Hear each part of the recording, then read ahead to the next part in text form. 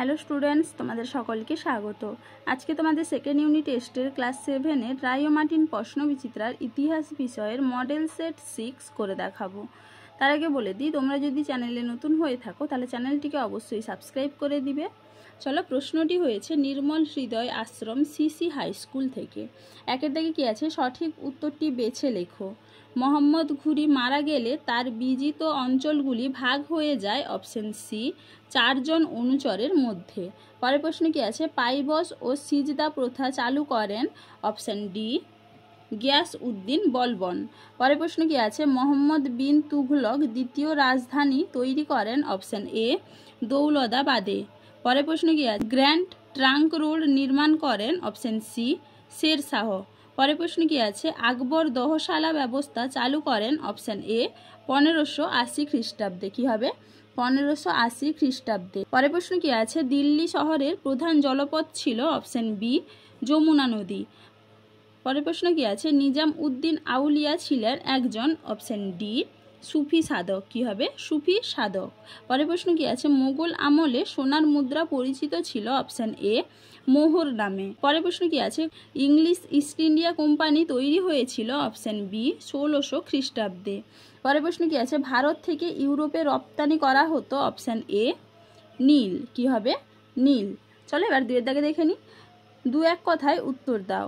আরবি ভাষায় সুলতান শব্দের অর্থ কি? উত্তর হবে কি, ক্ষমতা। পরের প্রশ্ন কি আছে, মালিক কাফুর কে ছিলেন? উত্তর হবে কি, আলাউদ্দিন খলজির সেনাপতি। কি হবে, আলাউদ্দিন খলজির সেনাপতি। পরের প্রশ্ন কি আছে, পানিপদের প্রথম যুদ্ধ কত খ্রিস্টাব্দে হয়? উত্তর হবে কি, 1526 খ্রিস্টাব্দে। চলো এবার পরের প্রশ্ন দেখে নিই। আকবরের আমলে একজন বিখ্যাত ঐতিহাসিকের নাম লেখো। উত্তর হবে কি, আবুল ফজল। কি হবে, আবুল ফজল।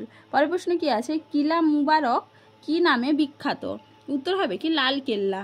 পরের প্রশ্ন কি আছে, বাংলায় কোথায় ফরাসিদের ঘাঁটি ছিল? উত্তর হবে কি, চন্দননগরে। কি হবে, চন্দননগরে। পরের প্রশ্ন কি আছে, দহশালা ব্যবস্থা কত খ্রিস্টাব্দে চালু হয়? উত্তর হবে কি, 1580 খ্রিস্টাব্দে।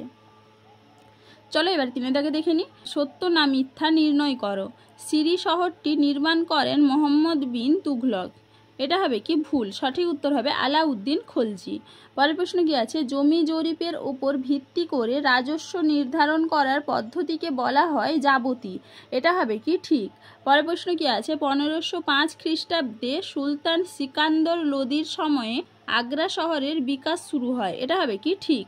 পরের প্রশ্ন কি আছে, বাবর মাত্র 12 বছর বয়সে ফরগনা প্রদেশের শাসনভার পান। এটা হবে কি, ঠিক।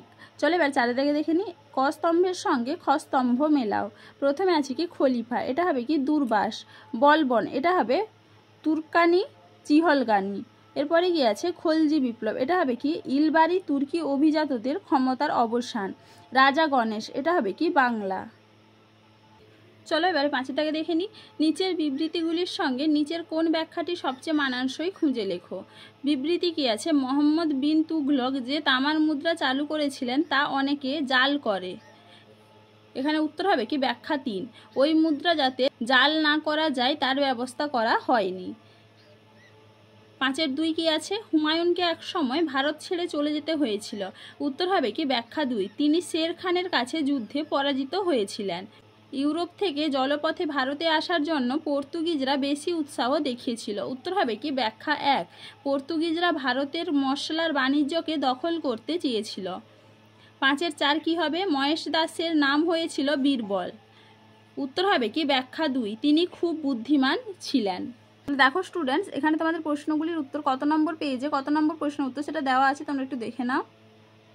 চলো আজকে এইটুকুই, দেখা হচ্ছে পরের ভিডিওতে। ভিডিওটি ভালো লাগলে লাইক অ্যান্ড সাবস্ক্রাইব করে দিবে।